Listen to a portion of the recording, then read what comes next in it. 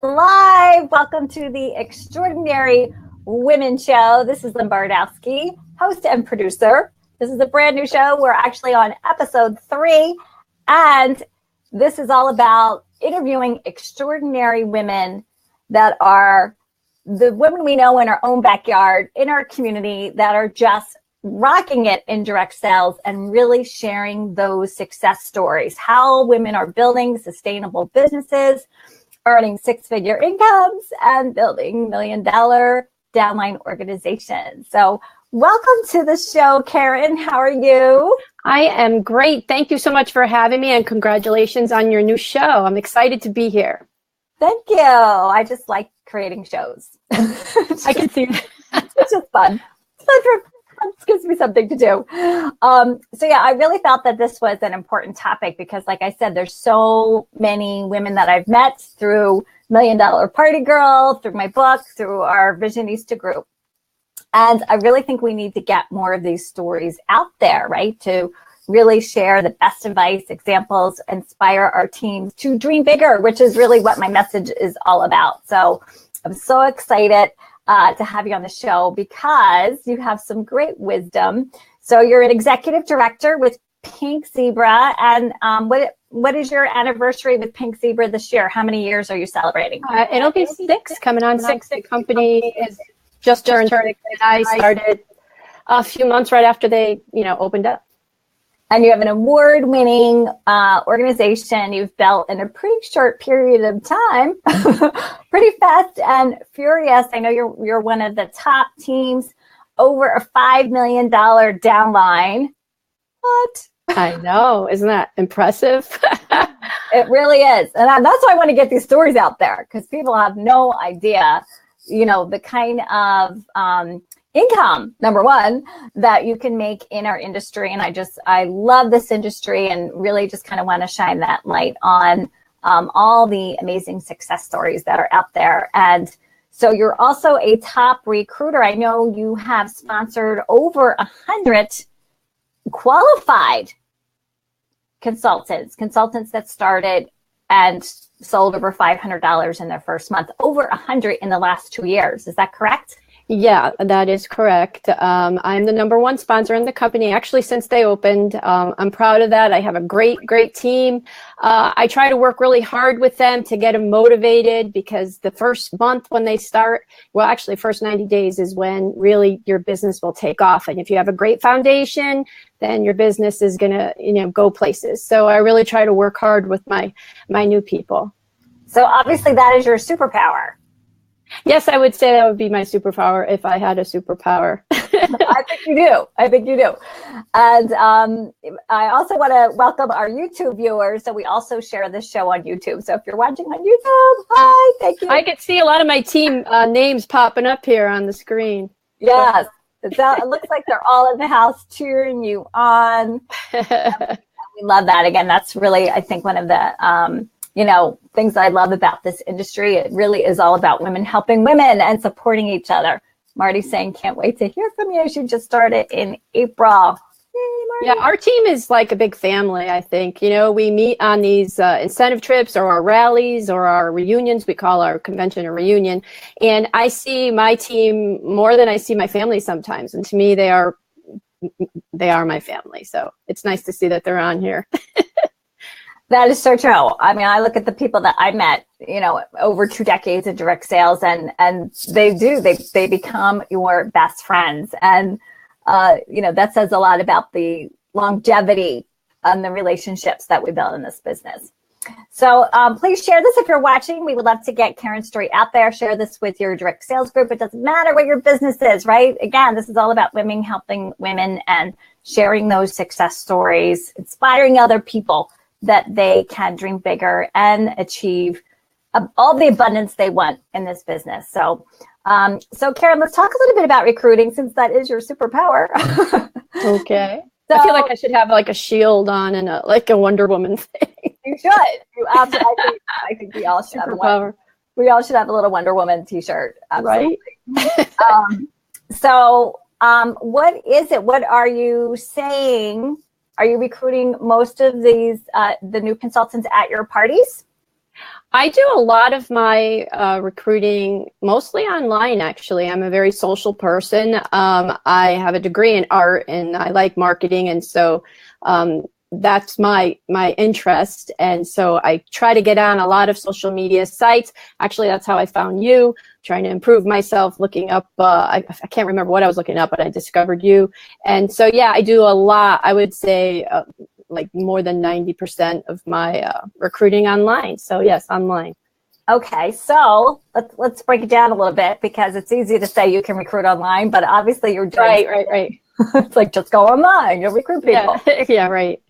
Tell us what that process looks like. Do you have a system for recruiting? How are you sharing information about your company and getting, attracting people to a little attraction marketing? Well, I wish I was more organized than I am, to tell you the truth. That's one of my things that I'm not. But I do make it a point. I work out of my house, so I do this full time. I get up, first thing I do is come check my emails. I come downstairs and Facebook is a very large part of my marketing. I do a lot of Facebook ads, and I try to blog. I haven't done it in a bit, but now I'm working on Twitter a little bit and Instagram. So I don't have a real system. I do try to post something once a day, and I do have an assistant that helps me like you do. So she actually helps me a lot as well. So. Well, that kind of makes us feel better because it's more relatable, right? There is no perfect way, but you're making it work. So where are you meeting the people that are joining your team? Is it in Facebook groups? Is it through a Facebook ad? Tell us a little bit more about that. I have a lot of people right now on my Facebook page, and I do tell all my new people that's one of the most important things, is to start a Facebook page and let people see you. Another thing that I've been doing a lot of recently is YouTube. So I've been trying to get myself out there on video like we're doing now, so people can actually see you and kind of get a feel for who you are as a person, so they can connect. I just had somebody message me and she said, you know what, I want to make sure that the person I sign with is somebody I connect with. I've been in direct sales, and I know from past that sometimes people sponsor you and then not, leave you in the dark. And now I know to interview. So I had someone today that, said that to me. I said, hey, go on my YouTube. You could see what I'm all about. People want to see a face so they could relate to you. So I think that's very, very important. So I try to make myself accessible that way. Yeah, having a YouTube channel, I think, is super smart. It builds the like, know, and trust factor, which is the reason people do business with you. YouTube is owned by Google, so I'm sure you're coming up in people searching, right? I hope so. Well, I'm sure you are. I stalked you. I stalked your YouTube channel as well. So that's great advice. And yeah, definitely have a Facebook page. Are you using Facebook Live for your business? I have been doing that, yes, not as much as I want to be, but yes, I have been using Facebook Live. I use Facebook Live for a lot of my team training as well, so I do use it for that. But I would like to do more video, so that's something that I'm trying to do more of. And again, that's why I found you. You have some really great tips, so I'm learning with you as well. So. Well, thank you. Is this you've used Be Live? We're on broadcasting. For those of you that want to know, we are broadcasting. We're actually not on Facebook right now. We're broadcasting to Facebook on Be Live TV, which is how we get to add these fun graphics and show your comments on the screen, which is one of my favorite things. I love Be Live. Be Live. And so I know you've been embracing, video marketing and especially live streaming and just jumping in. So let's talk a little bit about jumping in. So you jumped into your business. How did your first month go? Because I know you said you had been in direct sales. Prior to that, you had some direct sales experience. So what did your launch look like? Did you have a plan, or did you just... Oh, when I started with Pink Zebra, I had no plan. This was like, I don't know how many companies I had tried before. And it was just the kit. My daughter loved the kit. And I said, you know what? It was on sale. I'll grab it. I was a kidnapper, had no intentions of doing anything with it. And my first month with the company, they did an incentive, which involved recruiting. So of course, a challenge. I love a good challenge. And they actually were paying us for each person that we sponsored. And so it just took off from there. So from what went from just buying a kit And then actually when I got the kit, I actually was sponsoring people before I even got my kit, to believe it or not. So, and then when I got the kit in, and I said, wow, there's something to this, so I promoted pretty quickly. I promoted to manager the first month, and in 9 months I hit director, which is one of the top positions. So it was a wild ride, and it's still a wild ride. Still is. So what is some of the verbiage you're using to sponsor? Is there, certain phrases you use when people are interested to get the conversation going, or do you just kind of take their lead? Well, it depends on what I'm targeting. If it's a sale, obviously I'm going to get the word out there because we're doing a sale right now. If there's a sale, or just try to appeal to whoever the market is, like working with, stay-at-home moms, or people who are struggling financially, or, whatever. So I try to appeal to that, or I'll say, does your 9 to 5 give you like incentive trips? Because some people like to travel. So, you have to appeal, like even if you're at a home party, you just have to listen. A lot of sponsoring is listening. And I don't think people realize that. And you have to listen, and then you can fit your business into the conversation. You can always fit it in there and kind of find what they're looking for. That is an excellent nugget of wisdom, right? That's really all sponsoring is. You don't have to know all the answers. You just have to be a really good listener and solve problems, right? Help people get exactly what they want. And I know you have earned a lot of trips. Have you earned every trip since you started with Pink Zebra? Well, the first one I didn't even try for because I had my daughter at home. I did get the iPad, so I did earn all. Now, I don't want to say win. We say win and it's earn. We earn. That's true. So, I did earn all the incentives. The first one was the iPad, and then all these people came back from the trip and said how fabulous it was, and I'm like, you know what? We're gonna try for the next one. So yeah, since then I've earned all of them. Trips for 2 actually. So they've been really fabulous trips too. Trips of a lifetime.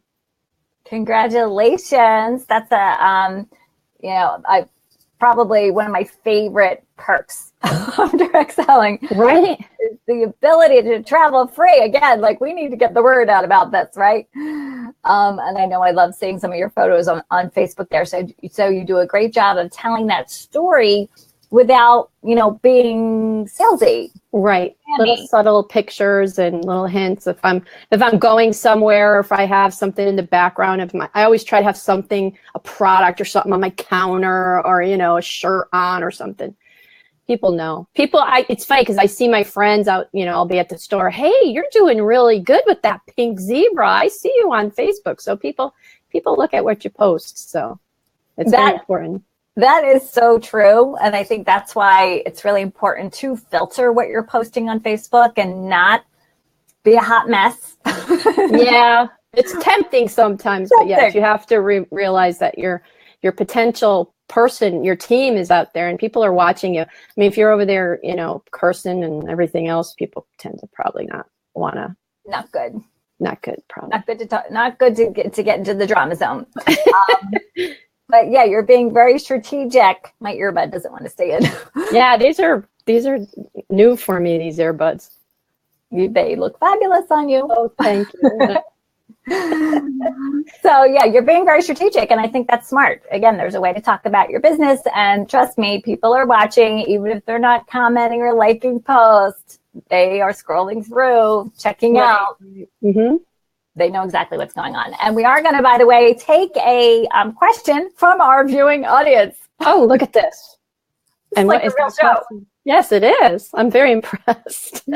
So, please ask a question in the comments. Your $5 million organization. What do you want to know? There's a lot of wisdom. And so, as Karen said, she, with Pink Zebra, fast and furious, but actually has quite a long longevity in direct sales prior to joining Pink Zebra. So you bring a lot to the table, right? From you've been there, done that, and bought the t-shirt. Yeah. Yes, I have. Is what I like to say. So let's talk about, since you started so many consultants that have started successfully, and this is one of the biggest questions I get, right? We see consultants come in and they go. Right. That's one of the biggest frustrations for direct sales leaders. So what are you doing? Do you have an onboarding program when somebody joins your team? What is your advice for a new consultant just getting started? That's two different things. So yeah, when I get some new people start up, first of all, I have Facebook groups. So, and our group is very supportive. So I always add them to that group. And if I'm not available, which I usually am because I work way too much sometimes, I'll answer, and then somebody else will answer if I'm not available. But I do try to follow up with them, and I check in with them and see how you're doing. Do you need this, or what do you need? Or I'll email them. So I really try to stay on top of them. And then one thing too, that I don't want to be too overbearing. So I kind of feel out the person and see what their goals are and what they want, and then go from there, because that turns people off, because not everybody's doing this business for the same reason. Some people want it just, for the discount, or, just as a little hobby. So I try to figure out what it is, or ask them what it is that they want, and then help them. If they want to be a leader, I'm very excited about that if they are, and I work with them according to what they want. And most people are to come on board most excited. Their first 30 days is when they're at their most excited, and so that's when you gotta hit the ground running and schedule all your parties and get all those sales in. So that's just keep them motivated from day one, and it usually helps. That is great advice. So you're really focusing on helping them get what they want, and then making a plan to get there. I'm just checking the questions here. I just saw a great question. I can't see anything on here. We're going to put this on the screen. So Amy is asking, what do you say to someone who feels bad for asking someone they haven't spoken to in a while to host a party? Well, if you haven't talked to them in a while, I guess that would depend, because then somebody might say, yeah, hey, you haven't talked to me in so long. Maybe I would say try not to let those people, stay away from you so long. Maybe have a system to check in with them so they don't feel like it's a long time, and, stay on top of them. And you could, go ahead. You probably don't want to lead with, do you want to book a party? Right. You gotta say, how are you? Whatever. I know, I remember. Or you could look up their order form. I have order forms I keep. Say, hey, you know what, Susie? I noticed that you liked this particular item. Guess what? It's on sale. I know I haven't talked to you in a bit, but it's on sale. Okay, maybe it's not really on sale, but you put it on sale. So there's ways that you could think of to start the conversation. So maybe something like that. And again, you're making it about them, which could lead to other opportunities, right? Get those icebreakers. So I think that's smart. So really make it about customer service, and then follow the conversation and see where that takes you. And a great way to reach out to people you haven't talked to in a while is to have a party. Relaunch. If you haven't had a grand opening party in a while, have another one. Right. And invite them. And then do a Facebook party, Lynn. Or do a Facebook party. Do both, right? Does not want to stay in my ear. Do an Facebook Live, and combine it with that in-party. I think I broke my earbud. I combine it with the in-party experience. I also see Kelly's asking about your expansion into Canada. Oh my, that's happening soon. She's saying, is it scaring you? No, I am so excited. As a matter of fact, I'm headed to Calgary. So we have a product. We actually have a launch, an international launch, October 7th. We're coming to Canada. So it's super exciting for the company, and I'm excited to start a team there and kind of help them have build teams like I've built here. So Kelly is somebody I'm actually working with. So hey, Kelly. Okay. And I saw that you posted on Facebook. So why don't you tell everybody kind of how you're using Facebook to introduce that new market? I saw that you posted a question to see if anybody knew anyone in Canada. Right. Yeah. Well, we figured, hey, connect with your people that and just say, we're coming to Canada. If you happen to know anybody, let us know if they're looking for a ground floor opportunity, because use your friends as resources, as references. So everybody's happy to give a reference. If they're not interested, they might have a friend that's interested. And you know what? I got a really good response to that post. So you did? Yes. Yeah. I think we forget the gold mine that's sitting in our customer base, right? just reach out to people and ask for those referrals, ask for what you want. Shannon is asking, and this is a great question, especially with the team that you've built. Once you have developed somebody to move up in the company, what's your number one piece of advice for someone that has built as a new leader?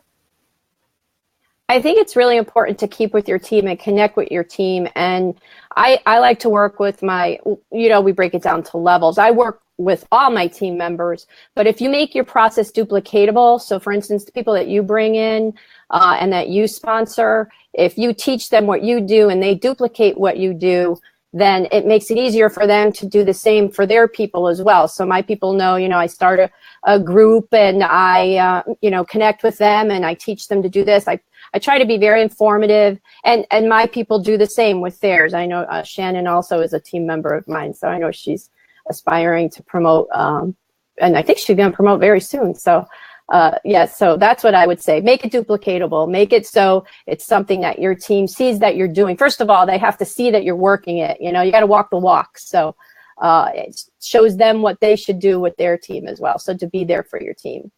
Yes, we've got to get in the trenches and do the work. Don't ask somebody to do something that you were not willing to do yourself. Exactly. Right.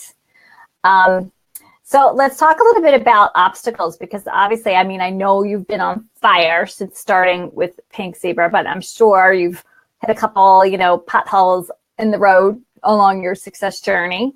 How do you overcome those obstacles or frustrations or days when you just need to kind of reboot? I try to disconnect. Sundays is my day to kind of disconnect from my phone. Me and my husband will take a long ride and I'll have it so I don't have my phone on, because I do tend to work all the time pretty much. So I do try to disconnect. As far as, and sometimes if something's not working out for me, I sometimes get even more motivated. That's what happens with me. If I'm not doing my best, and I'm very competitive also. So I'm very motivated that way. So I turn that around into a plus. So challenges kind of fire you up. Yes, exactly. If you give me a challenge, that really makes me want to hit it. So yes, challenges really motivate me. So you're the person that we all want to sponsor. Yeah, I do respond very well to challenges. So yeah, and I think that that's a great identifier, is to look for that. We can identify that hostess, right? That's super motivated. They tend to be great sponsoring leads, or the customer at the party that wants to win all the prizes. Definitely. I've had my last few Facebook parties, the ones that have gone very well, they're now consultants. So yes, exactly. Usually from your parties, you get your most, recruits, I think. Yeah. Oh, definitely. You have to be holding parties, find the hostess, let the hostess find the people, right? And that's where you can grow your business really quickly. So let's talk a little bit about leadership. How many leaders do you have on your team right now? I don't know how many leaders. I could tell you I have about over 13,000 people on my team. So I do have a lot of the top leaders on my team. Right now I have other directors. I have 2 other directors, an executive director, actually, but yeah, 3. Well, I got more than that. I'm talking about my first level. So I do have a lot of leaders on my team. So for us, management is, manager or above. But yes, I have a lot of leaders on our team. Our team is your team is growing and thriving. And on fire. And are there certain qualities that you look for in developing leaders, or that you think it takes to be effective? Well, definitely you want to ask the person first what their goals are. And sometimes you'll see somebody that's doing well. Like, for instance, I'll see someone that's doing very well with sales, and then ask them and they'll be like, no. And you would think that they would be like, no, I'm just having fun right now. So I think it's really important to ask. Of course, if you see somebody recruiting a lot, then then that's what they want to do. And then you say, hey, I'll work with you and I'll show you what you need to do so you could get, to the next level. So you got to kind of sit back and watch what they do. And some people are late bloomers. Some people don't do anything in their first month. Maybe something happened, or, they just bought the kit and had, weren't able to start right away. So you never know. You just have to keep watching and see what people do. Yeah, there's a lot of diamonds in the rough waiting to be developed. That's why you never stop believing in people, right? Definitely. It's so important. So what are your goals for the rest of this year? Tell us where do you want to go by the end of 2017? Right now, I'm focusing a lot on the Canada launch. So that is something that I'm really, working with, trying to, get that going.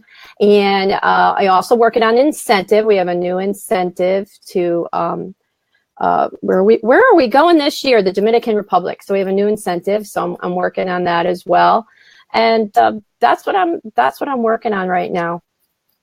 Vicky's asking, let me put this on the screen because this is a great question. How do you suggest reconnecting with a team member that you haven't spoken to in a while? It's kind of like the question about how do we book a party with somebody we haven't spoken to. Right. Well, I kind of look at my team a lot. I always look on my reports. I'm one of those type of people that if you know me, you'd be laughing right now, people that know me, because I have like Excel spreadsheets and stuff. So, but I do look at my reports, and I'll look and see if someone had put sales in that hasn't in a long time. Maybe I'll say, hey, what's, how you doing? Or if they haven't, and I knew that in the past they were, excited, I'd say, what's going on? Or, just kind of go and look and see what they're doing. Or even I have a lot of team members on Facebook too, so I can see a lot of times if they're going through something personal, they'll post, so you kind of just have to kind of look every so often and connect if you see the opportunity. I don't know. It's never been easier, right, to know what's going on in somebody's life. So, but it sounds like you're doing it a little bit more strategically probably than most people. So yeah, I do look a lot. What kind of, so you talked about Excel spreadsheets. So it sounds like you really are on top of your numbers. Well, yeah, I try to be. This year I'm kind of not as I used to be, but yeah, that's me normally, an Excel person.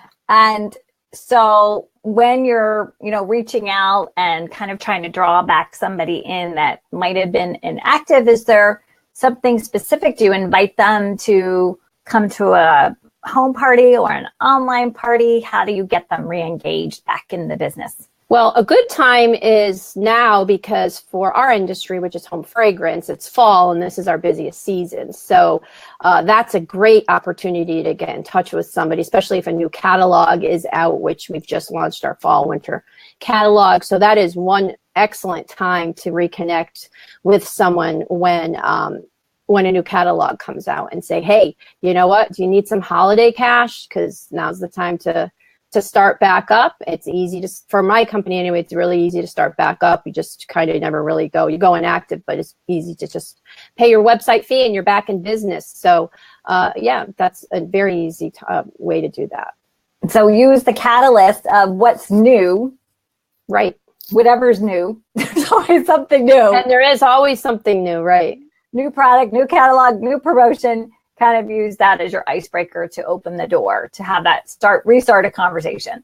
Right. Very good. Thank you. And so are there any apps that you use to help you be more productive? What are you using to balance all of this? I'm on my phone all the time, but I don't have an Apple. Okay, so my daughter's been bugging me, so I'm kind of limited in what I could use. I use like Pic Collage. I am a graphic designer by trade, so I have my Mac right now, and that's what I'm broadcasting off of. So I have all the programs, Photoshop and all that, and I use Canva, like you do. And let's see, Be Live and Zoom and all those things. I try to stay very up and current on things. I buy books. I just bought your book.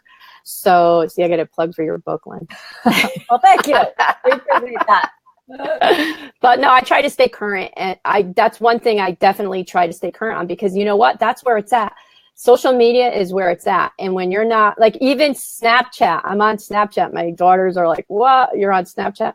I haven't quite mastered it yet, but I am on Snapchat. So I try to be current. On Snapchat, I have two followers, and they are my daughters. Well, they say that's the place to be. I don't know how for business, but you know. Yeah, and Instagram. Facebook is for old timers, I'm told now. It all depends on who your market is, right? Yeah, I know. So here's what's interesting. I'm glad you said that. Here's what's interesting. So my daughters typically are posting on Instagram and then oversharing their day on Snapchat, but they do go through the newsfeed on Facebook a couple times a day. So they might not be liking or commenting, but they know, kind of like what we said earlier, like people are looking and you don't even realize they're looking. So I feel like the younger generation maybe isn't as posting there as much, but okay, they're following what's going on, even though you might not think they are. All right, one more question, because it's time to wrap it up. If you are always recruiting your host, how do you keep finding new hosts? You know, that's a really good question, because that's happened I think this month, because we just had a booking blitz. And so I think this month I must have sponsored 4 or 5 of my hostesses. So if you're watching, you know all who you are. That's the same answer as I had before. I just keep a majority of my parties are new parties. They're not existing ones. I mean, you should be contacting your customer base, because that's the hardest part. Once you get a customer, keeping that customer is way easier than getting a new one. But for me, I just keep going on social media, and that's where I meet people. I post it out there. You have to post out there what you want. Post out, hey, I'm looking for women to have Facebook parties. I need so many, girls' night out. I post it. People will respond, hey, I'm interested. Post what they could earn. And that's how I get new parties, just by posting. So you're focusing on the new instead of continuing to Which probably is not the best. I mean, you should still keep, once you have a hostess, you've got to keep on keep connected to your hostess, because they're the ones that are going to rebook for you as well. So it's kind of a balance, I would say. It's a fine balance. You have to work with your existing hostesses, because you know what? No might not be, might have been their answer previous, but you never know a hostess that you've worked with for years. It might be the time, maybe their kids left for college or something and they're ready to go, and they say, I always liked what you've done, and I always wanted to be what you are. Yeah. And so it's time. So you never know. That's so true. And that's why it's important to show up as our best self when we are on social media, because you just never know. And also why it's so important to hostess coach to get those multiple bookings, right? Because when you're getting 2, 3, 4 parties booked at every party, you're not worrying about the person that you just sponsored. And we'll have to save that for another show. So. Okay. Thank you so much, Karen. I so appreciate you joining us today and sharing your wisdom with everybody. Well, you are thank you. Amazing. Congratulations on all your success. And the Extraordinary Women Show will be broadcasting every Tuesday. This is our afternoon time slot at 3 o'clock. If you know any extraordinary women in your direct sales organization, please check out the Google form above my head in the post and have them apply to be a guest on the show. We would love to tell their story. Thanks, everyone. Thank you, Karen. Everybody have a great rest of the week. Dream bigger. Bye. All right. Thanks. Bye.